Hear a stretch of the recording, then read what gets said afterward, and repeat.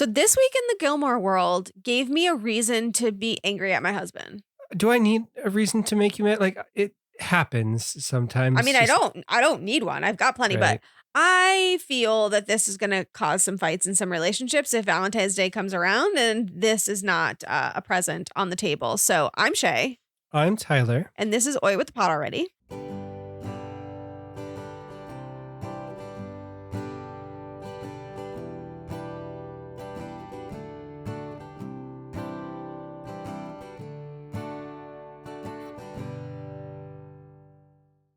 Okay, so getting back to that, just, nice little music break there. But recently, I think it was this past week, maybe the week before, Loungefly released a Gilmore Girls collection. Now, if you don't know what Loungefly is, they have amazing collections for Disney and other fandoms. And this one is Gilmore Girls. This is like the third or fourth or 50th time that they've done a collection for Gilmore Girls. Let's be honest. I don't know that. I don't know if Loungefly ever has. There's been other collections. I know Hallmark's done a collection, and I know obviously Warner Brothers has done a collection. I don't know that Loungefly has. You could be right. I don't know.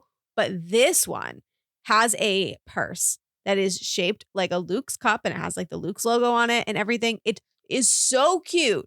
I need it in my life. But has my husband ordered it for me? Of course not. And I'm just saying that, maybe I'll have a random admirer or something send it to my P.O. box. You never know.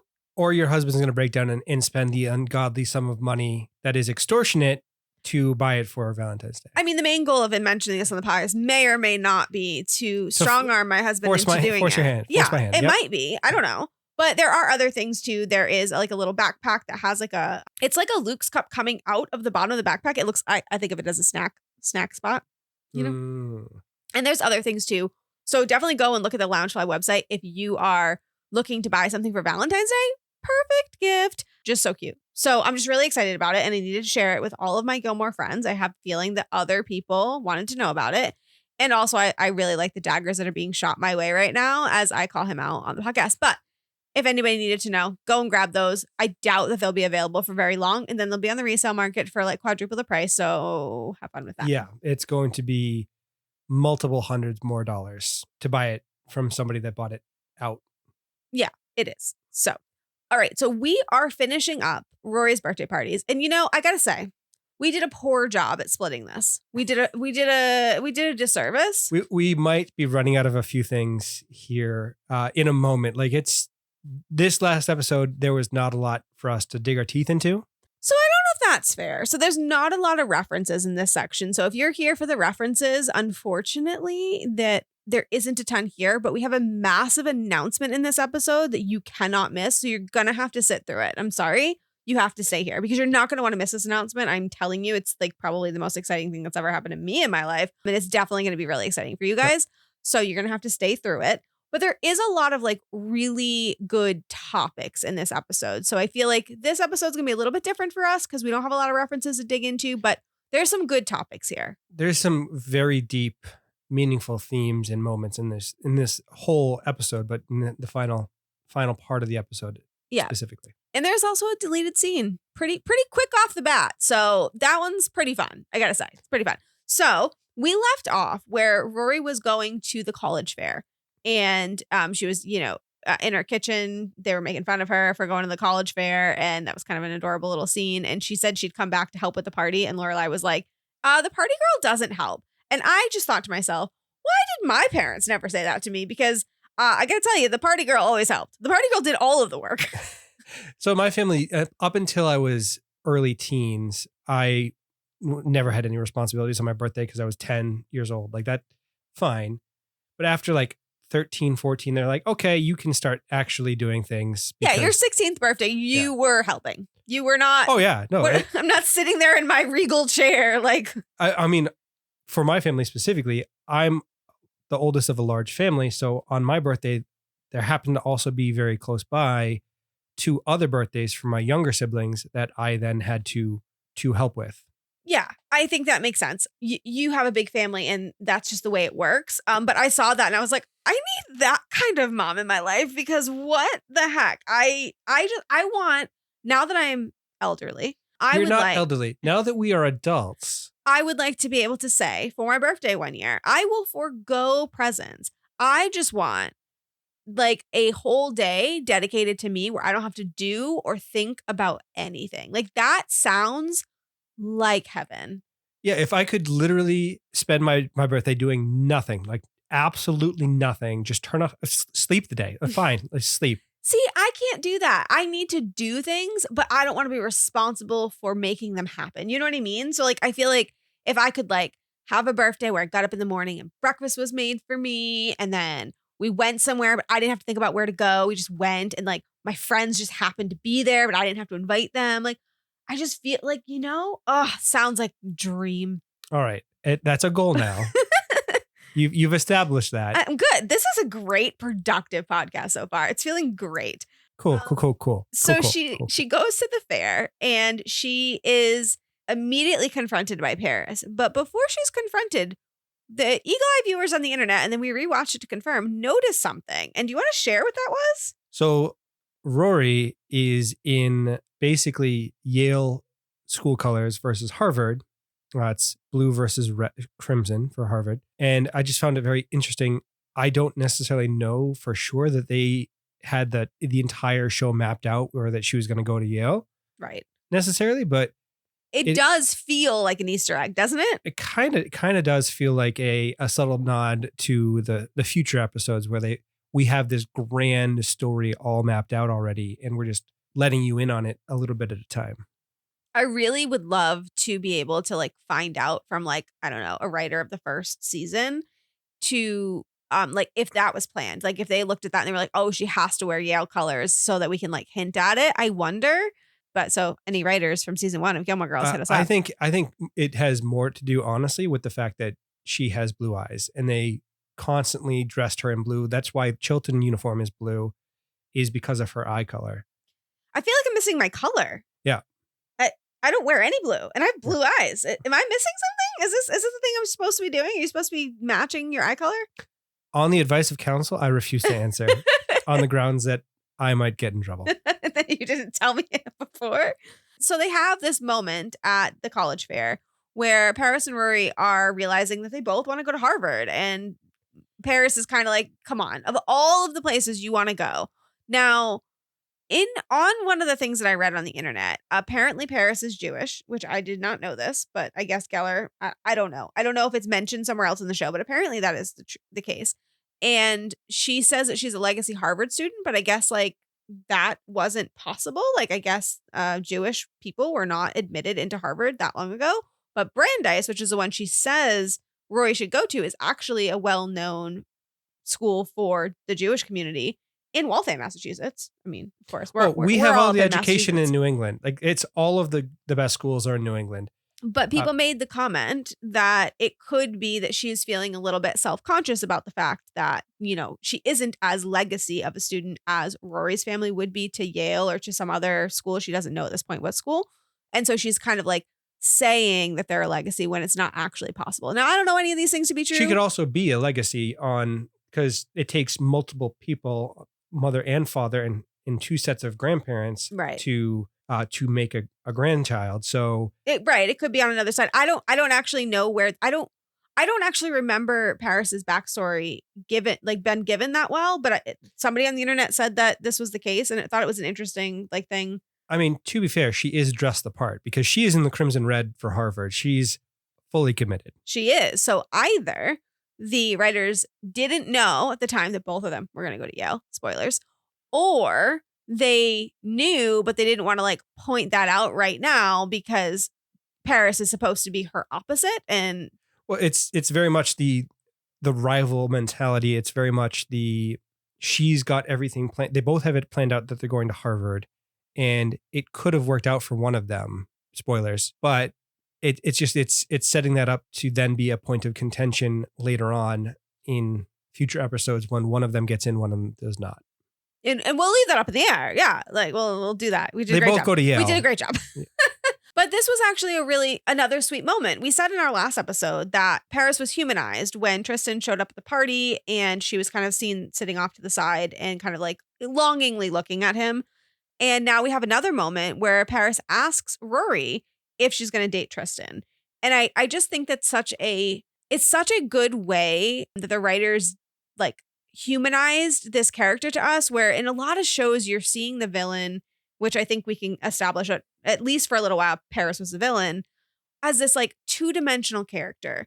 And then when this happens, I think it's really hard as an audience member to not remember the time that you were in love with this guy or girl, depending on, your preferences, that was not good for you or didn't give you the time of day or like didn't even know you existed at all. It's the unrequited love. It's the one-sided feelings that are just so abundant in high school and the teenage years, where you fall in love with, or you get a crush on a person like every other week. Like it's like, I mean, I don't know what experience we're talking about here. Maybe not that extreme, but it's certainly way more fluid than I'm learning so much. It's way more fluid than when you're an adult and you start to form actual meaningful relationships. But my theory is that it took a monster that is Tristan to humanize Paris. I mean, the worst of the worst person is what needed to make Paris actually look like a human that you have sympathy for. I mean, you do have sympathy for her here, don't you? Oh yeah. No, like they nailed it with that, because Tristan is awful and he will never not be awful. I don't care if they try to make you feel bad for him. I don't feel bad for him ever under any circumstances. I'm not as strong as you on Tristan. There are humanizing parts for me. But this is for me a part where I'm like, I really connect with Paris because I'm like, oh, wow. Okay. Yeah, I totally know what that feels like. And I can totally understand why she would feel threatened when someone like Rory comes in, because Rory is beautiful. I mean, I don't think that's like a thing that's surprising. She's gorgeous. So Rory is beautiful, smart, like is all the things that Paris doesn't think she is. Not that she isn't, because I think she is. But all the things she doesn't think she is. So I feel like that also adds a layer to why Paris is so adamant to be her enemy, because she's jealous. You have the looks, you have the smarts. What more do you need? You have to take the boy that I like, and and Rory does not want him. He doesn't want to give him the time of day. She would just assume he get hit by a bus, then have to talk to him again.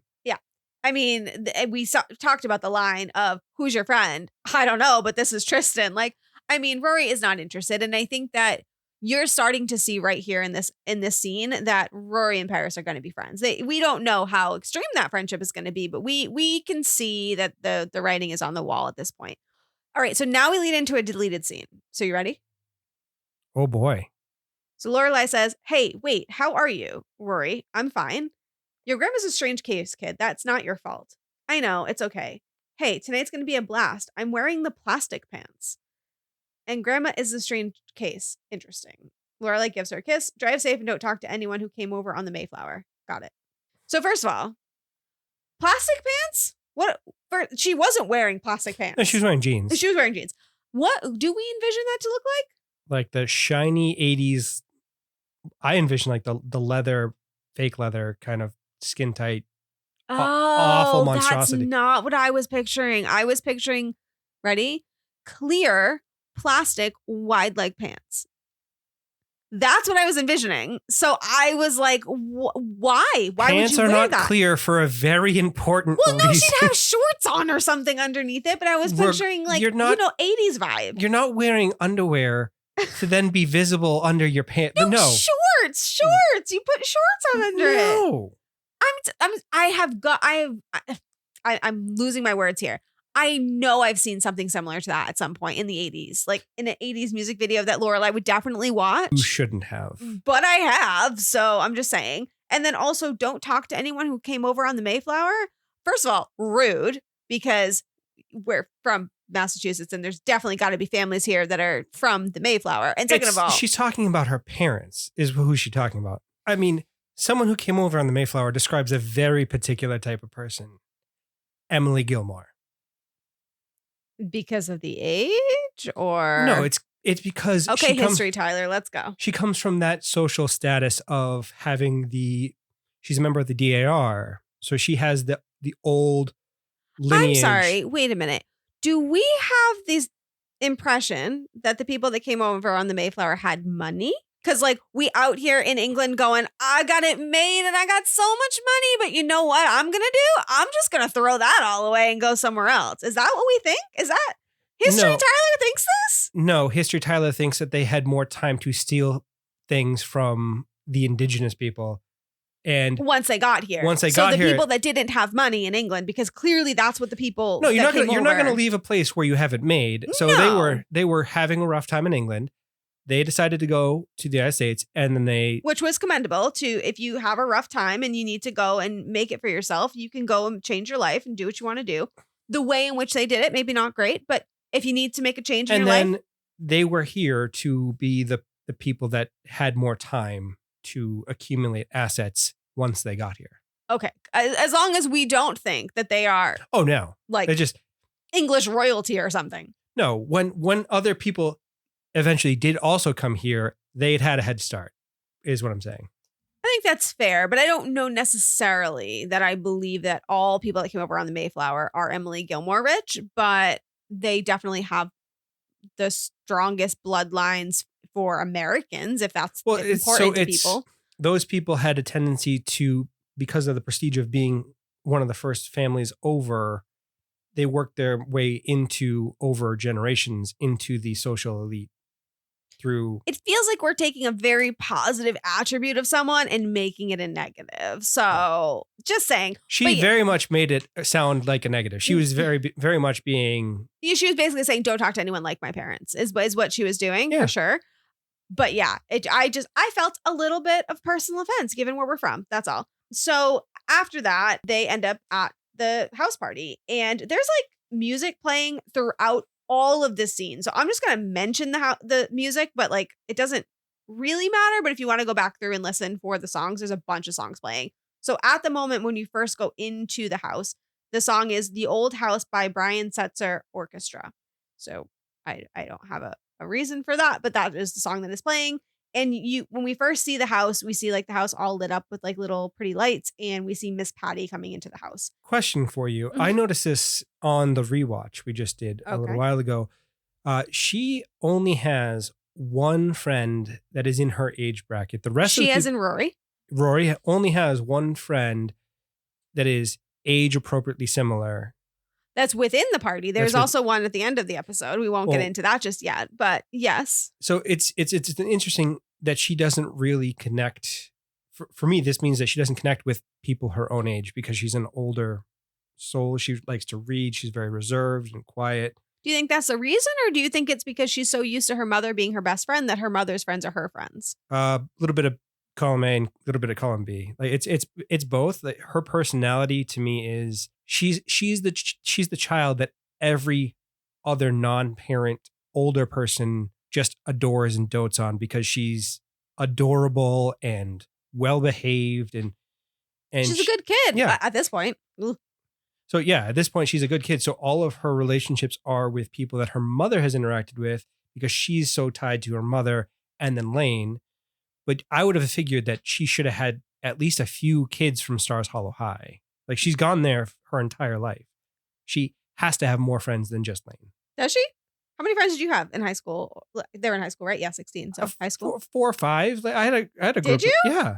Oh, well, I was introverted as hell. So I mean, so I will say that in high school, I had like friends that I talked to in like the halls and stuff. But like as for people I would actually invite to a birthday party, maybe 1 or 2, like maybe, and that's a stretch. Like I'd be stretching it to say that. So I don't think we all did, and it doesn't make us like stunted or anything. But I am curious, based on the 2 parties, the Emily Gilmore one and the one at Stars Hollow, which one would you rather have, or either rather have for yourself or rather go to as a guest? You can answer it either way. Definitely the Stars Hollow because it's way less formal. I'm not a formal person, just not in the cards for me. I don't want to have to dress up in a suit and tie to go to a party. I would just assume wear jeans and a t-shirt and just have a few drinks and have a good time. You don't find it a little bit I don't want to use the word creepy because it's not really creepy, but just like off that it was just all adults. So her 16th birthday party is literally full of adults. Like, Well, that's what I'm saying. Well, the other one had kids, which is why I'm making the comparison. The other one did have kids. It had the wrong children it involved. had children. The children that were invited to that party are not correct. Okay, so that's not good enough. It has to be the right children. Yes. And we are now both on lists for having said we need the right children. Great. We'll just round them up, put them in a truck, and bring them to the party. Okay, so that makes sense. So at the birthday party, we already talked about the really creepy cake that I do not like. I don't think I mentioned that the creepiest thing to me would be a real life baby cake, which those do exist online. They literally look like real life babies. No, all of the no's. You can Google that, but that would be my creepiest cake. I think we talked about our favorite cake, but do you have like a creepiest cake that you've seen? We've all seen the realistic cakes. Oh no, it's the realistic cakes that look like babies or puppies or things that like you should not have a knife around. Stop it. You're making us all uncomfortable. Yeah. So note to you, if you're ever trying to make my perfect birthday party, what I don't want is a cake of like my favorite dog or something like that, where you're like, oh my God, this would be so sweet. She loves this dog so much. And I'm going to get her a cake that looks just like it, like so realistic. Do not do it. I will literally walk away and be like, I'm having none of that. I would not be surprised if you cut me instead of the cake in that moment. I would feel no guilt in that. But there's a really interesting little tidbit there. So we've been debating, I think this entire time we've been talking about this episode, how old she actually is. Now, obviously, from context clues, we can see the show is trying to insinuate 16, but we didn't have like solid confirmation yet. We talked about the license, all of that stuff, but I think we have solid confirmation now. There were 16 candles, and that might actually be a reference to 16 candles. Indeed. Wow, look at me go. I got it. And you want to tell people what that is in case, I don't know, there might be younger people on the podcast that don't. It's an 80s movie with Molly Ringwald, and she did all of the 80s classic movies. Was her birthday was bad in 16 Candles, right? I do not remember the movie at all. I remember a dress that she wore in it. It's been a long time. All of those movies kind of blend together. So like Breakfast Club, Pretty in Pink, yeah. 16. It's the same director, same actors. It's the same movie. I mean, I have some tea about the director. We're not going to do that. That I remember, but I don't remember. I'm going to say that because it was a movie, it was probably not a good 16th birthday party. So I don't know if there's a reference there. I think if I remember correctly, it resolved itself because the guy she has a crush with comes over with a cake to finish out the movie. Not a bracelet? No, it comes over with a cake and they sit down and she makes a birthday wish like as the end scene with her boy. Well, yeah, that could come full circle at the end. So I guess we'll stick with that. Now, before I keep going, do I want to take a second to tease in case people don't make it to the end? Do I want to? You should do it. Yep. So if you're listening right now, make sure that you pause the podcast right now, and go and subscribe to this channel, and it will give you like a notification when next Monday's podcast comes out. Because next Monday we are going to be interviewing Stan Zimmerman, which is the writer of Gilmore Girls in season 5. He wrote like a bunch of the episodes, and he talks to us about the show, about his new book coming out, which he's going to tell you all about. He talks about his other experiences as a writer in Hollywood. He talks about some really serious issues too, which was just amazing to listen to and just like hear his experience. So like you need to hear this. Like this was way better of an interview than I expected it to be. To be fair, he only got better in the interview from our experience with him at FanFest. Like we met him at FanFest and we loved him. And he's wonderful. He is an even better person than I thought he was. Yeah, honestly. And like, so I'll just say quickly that we started the interview like out of like we're not great at this whole podcasting thing. And we started it right off because it was just such a natural conversation. Like we have to kind of rejig a little bit so it sounds good for you guys, but reconfigure it was so and natural. Just editing on my part, really. Yeah, I mean, but it was so natural, and like he talked to us just like any other person. It wasn't like he was better than or any of that. When he's Stan Zimmerman. So you need to, and I will plug it again at the end, but you just make sure that you are ready when this comes out because you're gonna want to hear it. It's amazing. And pre-order his book. We've already pre-ordered the book. It looks fantastic, and from what he described in the interview, it's going to be a must read. It's going to be an absolute must read book, especially if you are in any way a fan of Gilmore Girls and other classic shows. Yeah. So we'll be plugging more later, but I needed to make sure in case you don't get to the end, this is a very important episode. Next Monday, be ready. Okay. So in the birthday party, there's a moment where Lorelai stops and says something like 2 priests, a rabbi, and a duck come in. And I looked this up because I was curious because, I've heard people say this before, but I wanted to know, like, is there a joke behind this? And I guess the joke is that there's so many jokes that it's not even a joke anymore. That's what internet said. So do you know, like, is there an actual joke behind this? Not that I know of. I just recently heard a joke about a priest, a pastor, and a rabbit walking into a bar or walking into a hospital to donate blood. And they asked the rabbit, what type of blood are you? And he says, I'm probably a type O, as in a typo, because it's a priest and a rabbi. Typo, I get it. Yeah. So I thought that was clever, but I couldn't find an actual joke that had a duck. No, it's apparently like it was a joke referencing the format of the joke. But I was thinking maybe it was going to be like a dirty thing or something, just, because that's what I thought. That's where my brain goes. But anyways, at this moment, there's a knock on the door and she says, it's a party. Who the hell is this? Who knocks on the door? Get your asses in here. Get your ass in here. Yeah. Ass in here. And then it's Emily and Richard. And she says, asses, I guess. Yeah. Which I think for me, it's a really great juxtaposition between Lorelai that is around Emily and Richard and Lorelai in her natural element. Yeah. So she basically is 2 separate people in how she interacts with her family and versus how she interacts with the people that she lives near in the community in Stars Hollow. Do you relate to that in any way? Like, do you have, like, I don't know, is work Tyler different than home Tyler or family Tyler different than? I, for a long time, thought that I don't actually have a personality and that it's just it's a mirroring of the behavior and characteristics that people are expecting from you in that moment, and that I'm not actually a real person somehow. Because do you still feel that way, or? On the advice of counsel, I've decided not to answer that question. I didn't know we were going to just plead the fifth the whole podcast. That doesn't make a good podcast. I will say that I am going through a midlife crisis, so I very much feel that way, currently speaking. But I think that even as a younger human, when I wasn't going through a midlife crisis, I did do that to an extent. I definitely think I was more formal when I would talk to like my parents and things like that versus like my friends. If you can't tell on the podcast, I don't think I show this side of me, but I have quite a potty mouth and wouldn't do that in front of my family, like at all. So it was an interesting thing to see. I feel like it's one of the things I love about this show is that they put these human elements that I feel like other shows miss. Like there's these little things that we all relate to or we all do that other shows aren't so good at like highlighting in a casual but really relatable way. And I find these little things each time we watch these episodes and I'm just like, like so good that they were able to like pull that out. You find some new thing every time you watch a show. That's the hallmark of a quality show, that every time or even a good book, anytime you reread or rewatch, you find something else to focus on and learn about. It stands the test of time. Yeah. Now, before we get any further, you actually are overdue on telling a story about your birthday party. Oh, no, I was hoping you'd forget. You were going to do that as the intro, but then you had to extort me for a handbag. Okay.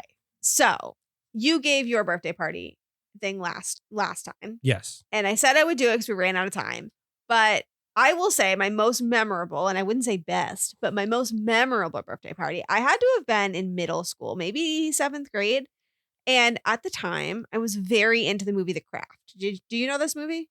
Yes, I do. And okay. Yes, I know this about you. So for those who don't, in case there are youngins listening, for those who don't, The Craft is all about witches. And I went through a phase where I thought I was a witch. You know, I had a spell book and I had a whole thing. And I was like, I really thought, committed. I was committed. And you should have been committed.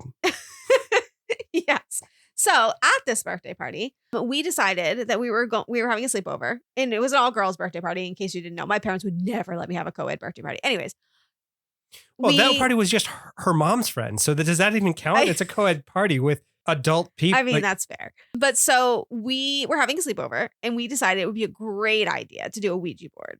So we did do a Ouija board and we went down into my basement. You've been to my parents' house, so you know what our basement looks like. It's fine, but it's not fully finished. So there's creepy parts to it, especially in the middle of the night. There's not also great lighting down there. So anyways, we went down there and one of my friends thought it would be a really funny idea to move the thing for another person who is particularly afraid of ghosts and Ouija boards and stuff.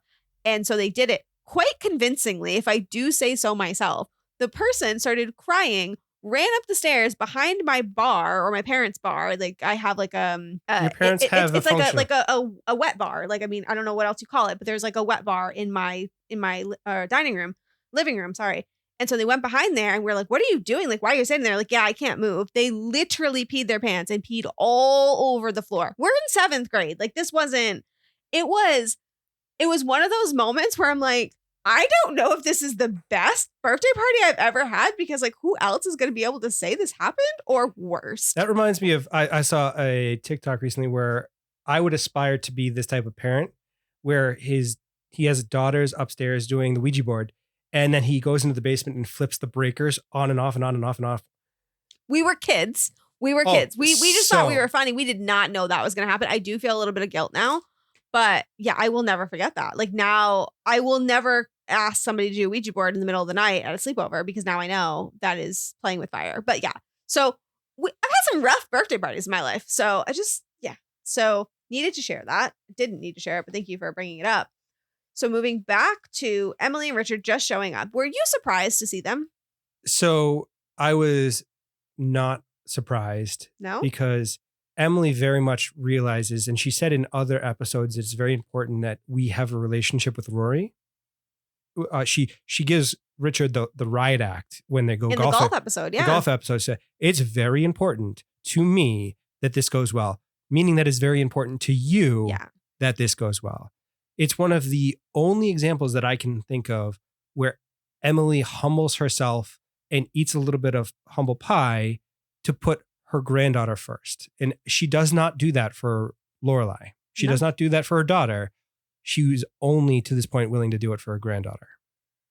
That's fair. I mean, I think I was so stuck on how stubborn Emily is that I wasn't sure if she would get through that because I know if I was the person in that place, I wouldn't have made it. My stubbornness would have won. So I actually commend Emily for being able to do that. She was obviously hurt. And while I think she was in the wrong in that situation, you can't negate somebody's feelings. And she was obviously hurt, but she was able to overcome that to be there for her granddaughter. And I commend her.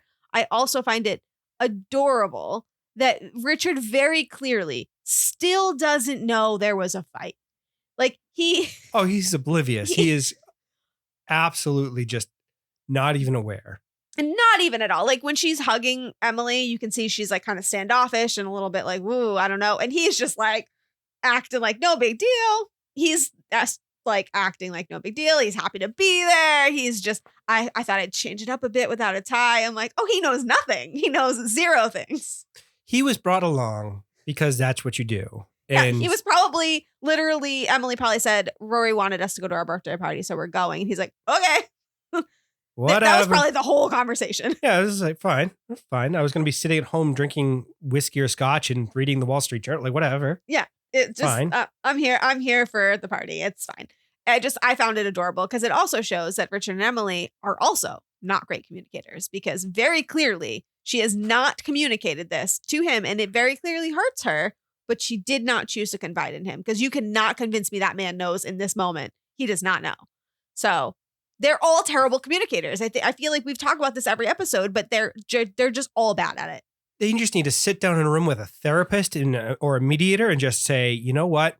Talk to each other. For the love of God, just work out your problems and work out your shit. Like it really needs to be titled The Non-Communicative Gilmore Girls.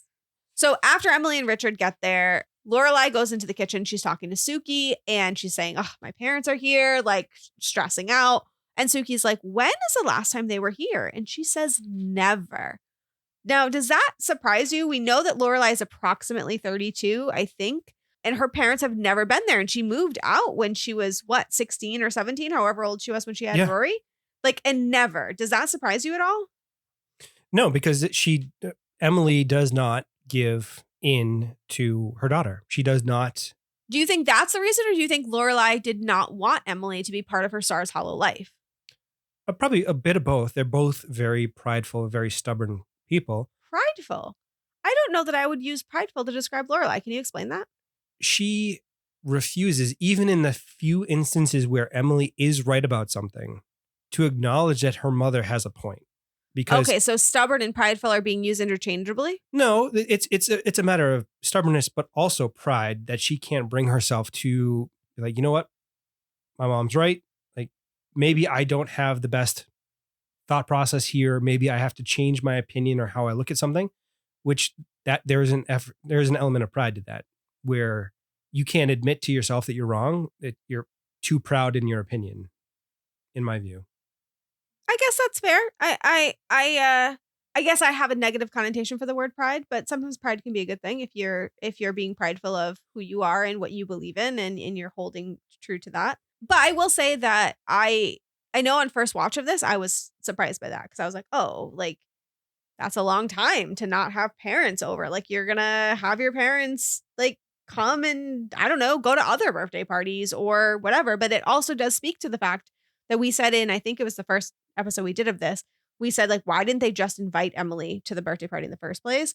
And this is why, because they've never done that before. Like, they're separate. Emily and Richard are in Hartford, and Lorelai and Rory are in Stars Hollow, and that's never been mixed before. That is a separate thing, and to them, crossing those lines is a step. Like, that is a massive step. Well, neither one of them can take a moment to remove their own feelings about the other to work out what is best for Rory. Neither one of them is doing Rory any favors by keeping them separated. That's fair. That's fair. So they're both at fault. They're both in the wrong in how they're behaving, because it's not about you. It's not about your feelings. It's at some point you have to step aside for other people and make sure that their feelings and needs are being met. I agree. So we're in our 30s ish. I'm not gonna age myself here. But we're in our 30s, and I'm curious, do you feel you do a good job of not separating your family life from your home life, or do you also keep it separate? I mean, it's a hard thing to balance. It is, especially in your Because- 30s, because you're in like a weird stage in life. Well, anytime you're independent, really, it's hard to balance that, because you have so many obligations that are outside, that are non-negotiable. You have to have a job. You have to Stinking job. yeah, no one likes jobs. A job should not be a thing. We should all just have the money that we need somehow, which would be wonderful, but that's not reality. But it's very difficult to balance the work-life home balance with even the two of us to balance that, let alone with your family, my family, anything. It's something that I honestly don't think I do the best job at. In the scene where Rory is having people talk about her and they're telling embarrassing stories, one reference, this is like the first reference we've done for this whole episode, was that Maury and Babette are telling a story about how she thought there was a fairy ring in their tree stump. And I was wanting to ask you, did you look up what a fairy ring is, or do you know? No, do you want to know what I was thinking though? Or like, we can delete this if it sounds really dumb, right? Maybe. So, because I didn't look it up. Yeah, I'm really embarrassed. But you know how you can tell the age of a tree from the rings in the stump? Do you know? You know what I'm saying? Yes, I'm aware. So I was just assuming that, like, as a little kid, instead of thinking it was like age, they were thinking it was like how many fairies had like lived in that tree or something. So not quite. So a fairy ring is really a naturally occurring circle of mushrooms or fungus. Okay. So it's almost like crop circles. Like, it's just a weird circular pattern. Going from fairies to aliens. Got it. Yeah. And so people theorized, because it's circles don't just naturally occur. Like, a circle is just a weird shape to see out in nature. Right. So people thought it was Magical. And so they thought that that's where fairies communed and or lived. And Oh, that's kind of adorable. so, but it's not.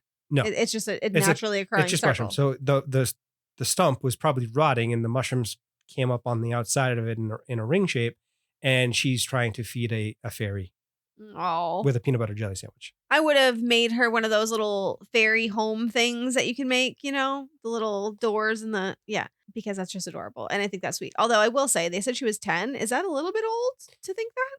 A little bit old. Like, you stop believing in that kind of magical stuff, I think, before then. Or I mean, maybe I thought right I on. was a witch, so I can't judge very hard. That is fair. Although, again, you should have been committed. I mean, we all went through our phases. Now, this brings out the people in your life telling embarrassing stories about yourself. Mm-mm. Do you happen to have Nope. an an embarrassing story? I would like to say, for the record, that I was a completely normal child that had no funny things happen and people didn't remember them or repeat those stories. So I don't have to worry about it. But do you have any stories?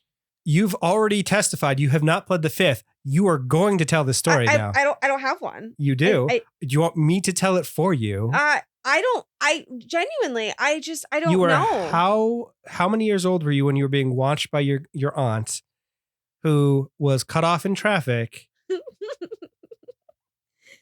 Tell this story. Okay, so I think I was about 5. And I was in the backseat of the car and we were driving in traffic and my aunt got cut off. And obviously nobody knows my aunt, but she has some road rage language. Yeah. Road rage took over. Yeah. We've all been there. She's a colorful lady and love her to death, but she got cut off and she said some profanities when this happened. And she came home and was dropping me off at home to my mother. And my mom was, asking her what happened or whatever. And, she's telling a story and she's like, some asshole cut me off. And me, little 5-year-old me, walks up and goes, actually, it was fucking asshole. Because apparently I needed to make sure the exact profanities that were said was there for the record because I thought it was very important. I don't know if I was being a smartass or if I just thought accuracy was really important. I don't know. I have loved that story since the first time you've told me that story. I did not tell you that story. I would not have told you that story. Somebody in your family told My aunt told you that story when we were all sitting around talking about things and she decided to volunteer that story. Probably with some alcohol involved. Whomever told me that story, I have loved it every second since I've heard it. It is spectacular. Like, it's one of those uniquely family moments where, like, my family, my sister's first word was shit. Because my uncle was babysitting, oddly enough. Like, that's kind of related. A more wholesome version or a similar-esque version of a story from my family is I was watching my younger brother, who was 6 or so at the time. He was just starting kindergarten. And he's telling the story about how he put himself on the bus without my mom knowing about it. So my mom woke up, thought she had missed the bus for my brother, and decided to say, okay, just sit on the couch, watch some TV, and I'll drive you into school. Not a big deal. She goes up and takes a shower, and then he sees the bus at the end of our driveway and then bolts out of the house without so much as telling anybody. And he gets on the bus, and then my mom comes down and understandably panics a little bit, as you do when you can't find a 6-year-old. She calls the neighbors. She calls anyone that she can think of. She looks around the entire house. She's on the verge of calling the police. And she then is like, you know what? I'm going to call the school. So she calls the school and she gets a hold of somebody at the school and is like, yeah, he's here. He's fine. Everything's fine. Could you bring him down to the office, please? I very much need to speak with him and have a word with him. So my 6-year-old brother is telling me this story from his perspective of how he didn't know he had done anything wrong. Yeah, he got on the bus. He got on the bus. Go to school. I mean, I don't know. And he's saying, well, I said goodbye. And my mom was like, I'm going to check. It's like, I told one of the other moms to tell you. I'm going to ask. Well, I said bye very loud. So he's relaying story to me. And as he gets to that moment, he goes, and then I thought mom's head was going to explode. But don't worry, that's just a figure of speech or expression. And I was driving at the time. I almost crashed the car. It's so adorable. I love stories like that because it just, especially when you know the person when they're older and you can just kind of like see how even that little story like is still part of their personality. Like there's still like that kind of, I was going to say little shit, but like that's not really what I mean. It's those stories that make you who you are, the defining moments that you can look back on and laugh.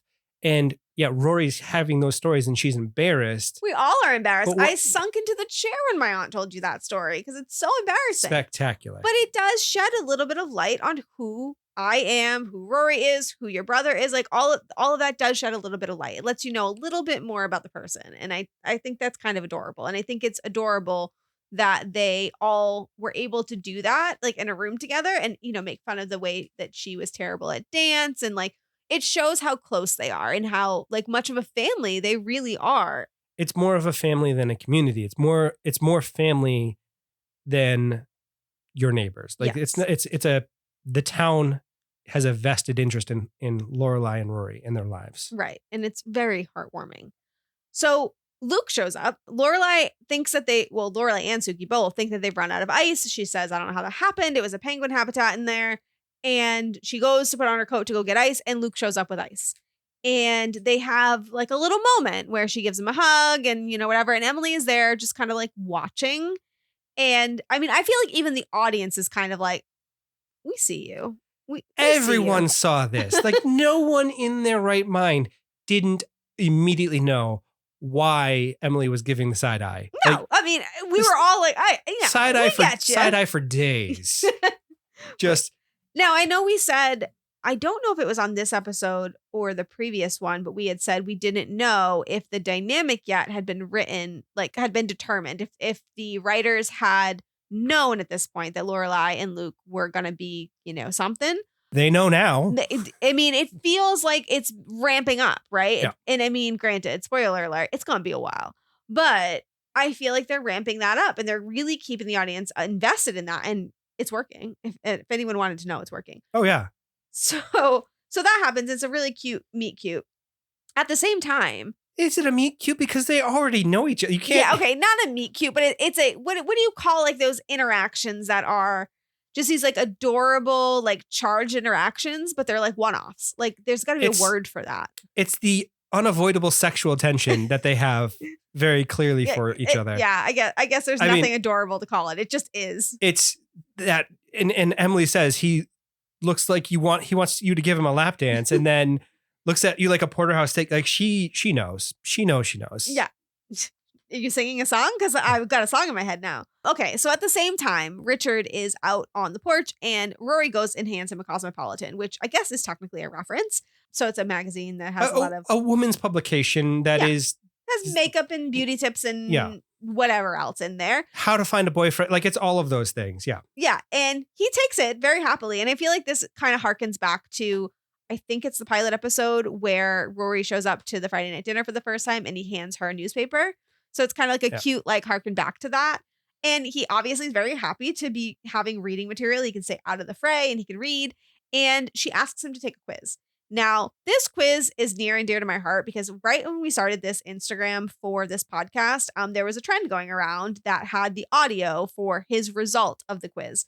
And it was going around and we actually did a reel with that audio. So you guys can go and find that if you want to. It's on our Instagram. I am an autumn. Right. I am an autumn. And it makes my heart happy. But so she gave him this and she wanted him to take a quiz. Now, we have found a quiz.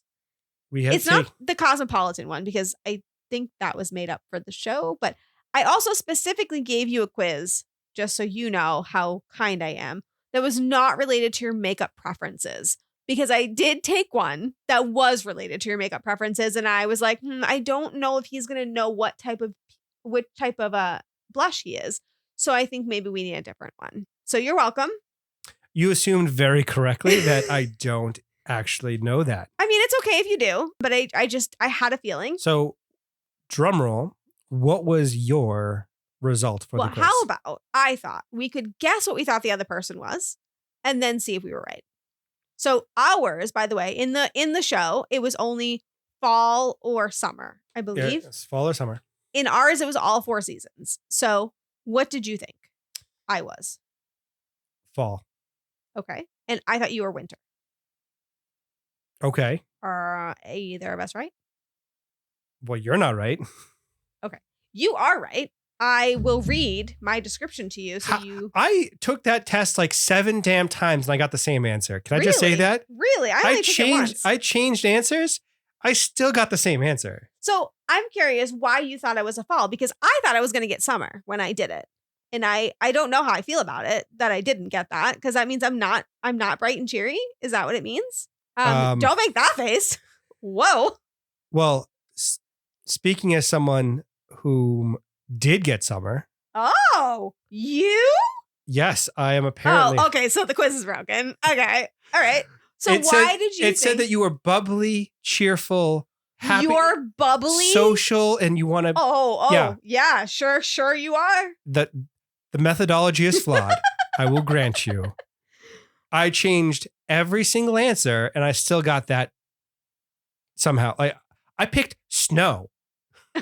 I really thought you would be a winter, because I figure like the introversion, enjoying the time on your own. You like the cold, or at least it doesn't bother you anyways. Yes, I did harken back to Frozen, but I just felt like it all kind of matched for you. But why did you think I was a fall? Because that's just who you are. I'm just a fall. I would have been a fall. I wanted to be a fall. I wanted to be an autumn like Richard. Can I just say I wanted to be? I am an autumn. It says you are the season of fallen leaves, rainy days, and things that go bump in the night. You are magical, romantic, giving, and wild. Well, that's why I didn't get fall then. Because you're not magical and romantic? No. No? You're not wild? No. Am I? On the advice of counsel, I plead the fifth. All right. Well, you were right. So I am curious if anybody else wants to take this. I will post the BuzzFeed quiz in my stories, so you guys can take it. But I'm curious what you all get. It's a super quick quiz. It's literally 5 questions long. It has to do with like what drinks you like and foods you like and things like that. So it's just a cute little quiz. If there's a better one, though, that's more accurate, there needs to send be. it to I me. answered it every single way that I could think to answer it, and I got the same answer every time. So I must have just really confirmed it. But I think that there's some problem with I think there's a flaw in the system. I think Luna was putting her personality through you into the quiz because she's a summer. She's a summer. Our pup is definitely she's a summer. A summer and autumn. Rose is an autumn. Yes. Okay. We I was gonna say have 2 puppies. Luna's a summer. She's a summer. So if you have a better quiz that tells us what season we are, I would be interested in taking it, because although I do think I'm probably a fall, like I feel fall is the best season. It is the best season. It's by far and away the best season. But I love the sun. There's Halloween, Thanksgiving, my birthday. Like, most importantly, my birthday. Oh, it's of great. Course. That's top on my list. Great weather. It's Do you know cool. when my birthday is? Of course I do. It's in the effing summer. So, just saying. Okay. So we did miss one quick thing, which is that Rory got gifts. And we didn't mention that Lorelai gave Rory a MacBook. And the only reason I even want to bring attention to this, because it was such a quick It wasn't scene. a MacBook. It was the iMac. Oh, you're right. It was an iMac, the clamshell iMac. The only reason I want to bring attention to it is a really quick scene, and they really didn't like stay on it very long, but it's because in a previous episode of this episode, we talked about Lorelai going and helping Emily pick out gifts, and we were saying how we thought she was somewhat doing a good job, but somewhat more picking for herself. And I'm curious, now that you saw what Lorelai bought Rory, if you think that her motives were pure when she was shopping with Emily. No. She sabotaged the hell out of her mother. She just shot her in the foot, like right out of the gate. Like, that's... Do you think that she wanted to make sure she was a superior gift? Because I kind of feel that way. Absolutely. She committed gift shopping malpractice by giving her a $12 gift. Like, that's... I mean, Rory did seem to like the bracelets. There has to have been something. Rory would have appreciated anything. You would have gotten her a used pen or a penny you found on the street. She just is the person that says, you got me something. Yeah. But it's just, there's a gap between an iMac and $12. Yeah, there definitely is. I definitely think there was a part of Lorelai that wanted to make sure that she had the superior gift. So she was not going to allow Emily to buy anything that could possibly overshadow her. And I don't like saying that because I'm Team Lorelai all of the time, but I definitely think that was a motive here. That is expressly intentional and sabotage on her part. Yes, I agree with you. So while Rory is opening gifts and stuff, you see Emily walking up the stairs. And first of all, I'm just going to say, if you're a guest in my house, please don't walk around. Like, you get to go in the rooms that I've given you permission to go into. It was very much a mirroring of her party at their house because they went up to Lorelai's old room. I mean, yes. Yes, it's her room, but it's not her room anymore. It hasn't been her room in 20 years.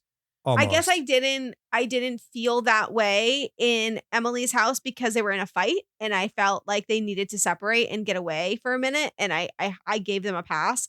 But you're right. You know, they are walking around her house just like she's walking around hers.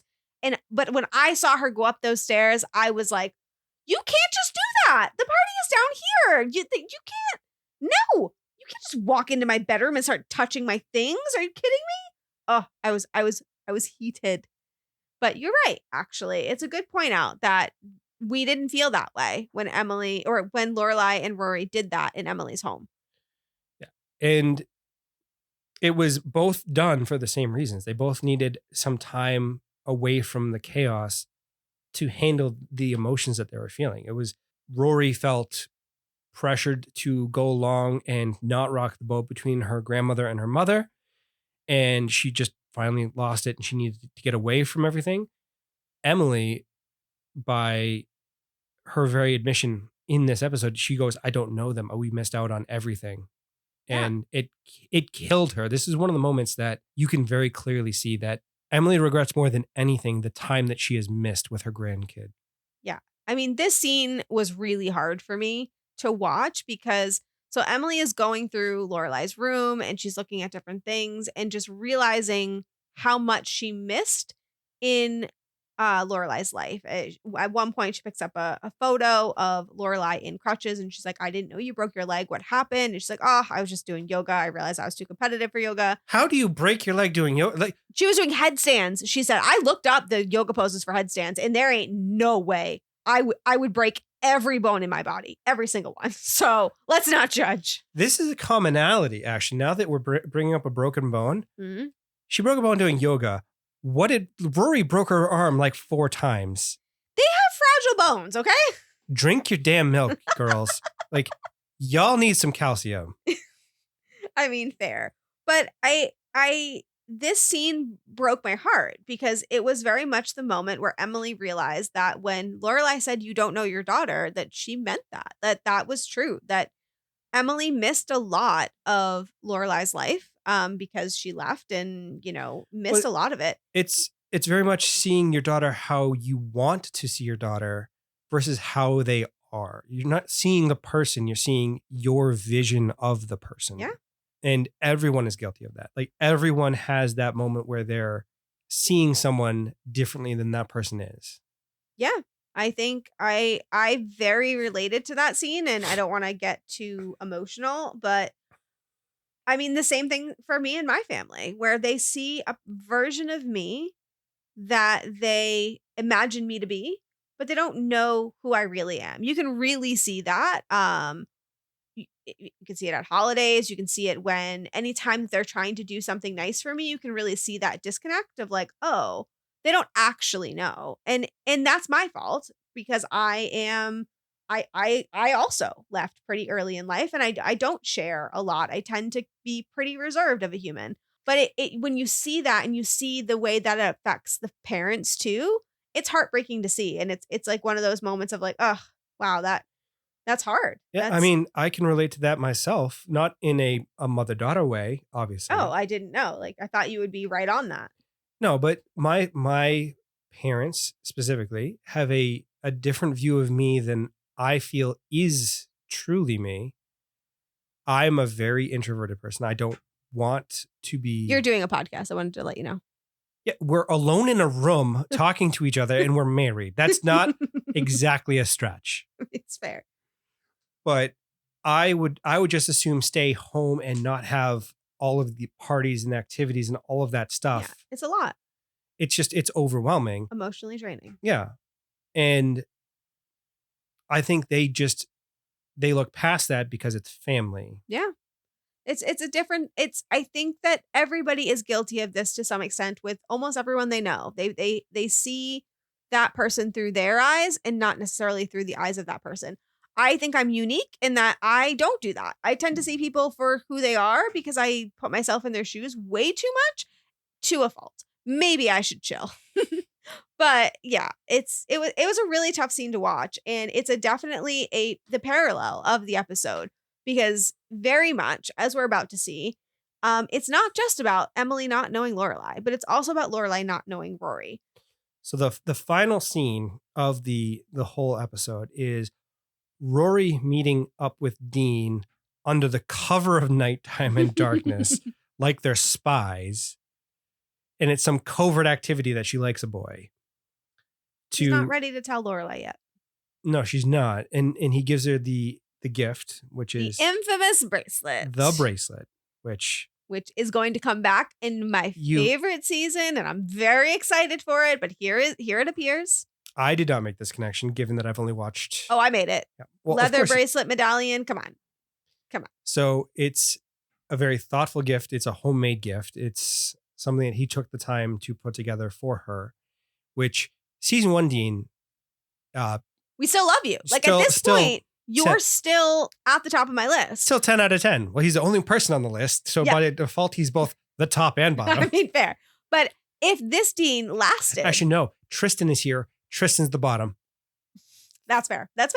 If this Dean lasted, I may have been Team Dean, but it didn't. But yeah, and we see Lorelai looking out her kitchen window at Rory and Dean doing this in the cover of night, and you can see in her eyes she didn't know, and she has that realization of, do I even know my daughter?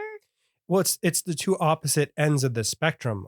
Emily has been very removed from her daughter's life and doesn't have any connection to her. Lorelai very much is actively involved every day with Rory, but then there's still things that Rory's not going to tell her. Like, you're not going because they're the incommunicative Gilmore Girls. Uncommunicative? Yeah. I don't remember what I said the first time, but it's whatever I said the first time is that. Incommunicado. Exactly. But you're not going to tell your mom that you're smoking weed. You're not talking about your first boyfriend. Like, those are things that are reserved for my diary. That's what they're reserved for. Lane gets those conversations. That's just not a conversation for your parents. Yeah. But I feel like for Lorelai, she thought that they were more than that they were best friends first, mother-daughter second. And I think for her, that was like a really hard thing. It's a painful realization that you can't trump mother-daughter. No. Like, you can be best friends. You can be very close to your kids, but there's a different dynamic with you and your kids as friends than your kids with anyone else. Right. I totally agree. Okay. So that's the episode, but I do have to. Oh, I have my inconsistency. Oh, in no. This scene. Here we go. And this lovely scene with Lorelai looking out the window does not work. I disagree. Everyone knows, or everyone should know, that if you're looking out of a well-lit room in your house outside, you don't see outside. Hold on. I'm in a well-lit room and I have a window. Hold on. You see the reflection. Okay, in fairness, I saw myself. Yeah, you see your reflection. Obviously, that's how that works. I was really hoping I was gonna see something and I'd be like, I saw a fence. No, you have to block out all of the light from the room. I know, but she wasn't doing that, so I was trying not to be. Yeah, it doesn't Science work. doesn't work if you add variables. It doesn't work, and she would never have known about Dean. Mic drop. I mean, I will say that it's likely that there was a lawn light or whatever on, which does help. But yeah, because of how lit the room was, it's going to cause a reflection, which is going to make it very hard to see unless she puts her face and hand up against the window. Yeah, like it's a very stunning shot looking in through the window at her, because that certainly will work. Right. Well, yeah. Yeah. Our neighbors can see. Whoever walked down the street was like, what is this girl doing? That works. And it's a my bright orange sweatshirt. It's well shot from that regard, but flipping it wouldn't work. Yeah. It's just not going to happen. Hey, science has proven you right. So, but we are at the end of the episode, and I don't think I've asked you yet, but did you like this episode? I still maintain, I think that the episodes have gotten stronger as they've gone on from the pilot. I think by episode 2, they're starting to hit their stride. They're starting to introduce the community. You see a lot of the community in Cinnamon's Wake, which we already covered. You are seeing the entire community. Yeah. Less Taylor and Kirk. Kirk? Where's Kirk? Where did he go? Taylor is also not there. We haven't met Taylor yet. We've met Kirk, and he just didn't get an invite. Well, he's still new to town, apparently. Apparently. So you're starting to form those cohesive bonds and be invested in the entire town. You're not invested in the characters. You are already invested in Lorelai, Rory, and the main characters, but you're starting to feel almost like you're part of the Stars Hollow Gilmore Girls family. Like you feel like you're being sucked in, which I think is why this show is so successful. I think so. It sounded like you're becoming a fan. Are you a fan? I am a fan. Oh, yep. Yeah. Well, I'm glad to hear that. I did like this episode as well. I think that it does a really great job of establishing some dynamics that we really need to kind of keep pulling out. And I love how it humbles Emily, because for the first few episodes, you kind of seen like her kick-ass side and her stubborn side and all that. This is really a humbling episode for her. And you're kind of like, okay, she has a lot of hurt that she's dealing with, and it explains a lot of her actions. And I think it was a really good episode for that. Well, it's so relatable. All of the dynamic relationships are so human in this show compared to a lot of just sitcoms and in other television where you don't really care about a lot of the characters. It's fair. So I think I'm warming up to this is one of my new favorite. Like it's by the end of this podcast, he's going to say it's his favorite show. Mark my words. I will not do that. He will. I will not relinquish my nerddom. I will not do it. We will see, my friends. But I said I was going to plug it again, and I'm going to plug it again next Monday. If you do not follow this podcast, you need to, because you need to be notified as soon as the interview drops. It is with Stan Zimmerman. You can look him up, because we're not like making up a name to make ourselves sound legitimate, because that would be ridiculous. No, he is amazing. He is an amazing human. He's going to tell you all about projects he has ongoing now, projects he did previously. He talks about real issues, like actual real things. This isn't a fluff piece, honestly. Like, I am surprised at how real it got. And I'm so happy it did, because he had such good insight. He's going to make you want to read this book so badly. You are going to need this book. Yeah, if you haven't pre-ordered it yet, I'd recommend doing it now. But if you need a push, this interview will get you there, because I know after we stopped recording, Tyler was like, I cannot wait to read that book. Like, I'm dying to read this book. I pre-ordered it well in advance, but now the topics that he's going to cover in that, I'm going to find so captivating. Yeah. So if you need to know the name of the book, it's The Girls from Golden to Gilmore. He's going to be talking all about it next Monday. He's going to be talking about his time on Gilmore Girls. He's going to be talking about his experience with Amy Sherman Palladino. He's going to be talking about so many things. I'm just so excited. So make sure you come back and let him know that you listened. Let him know that you were there, because he wants to know that, like, people... Also go to FanFest, because he's usually often there. Yeah. And he's such a good human. Oh, and he does actually give you a place. If you want to have drinks with Stan, there is a place where you can do that coming up soon. But I'm going to make you listen to the interview to hear him say that, because he gives you a place, a time, and a date.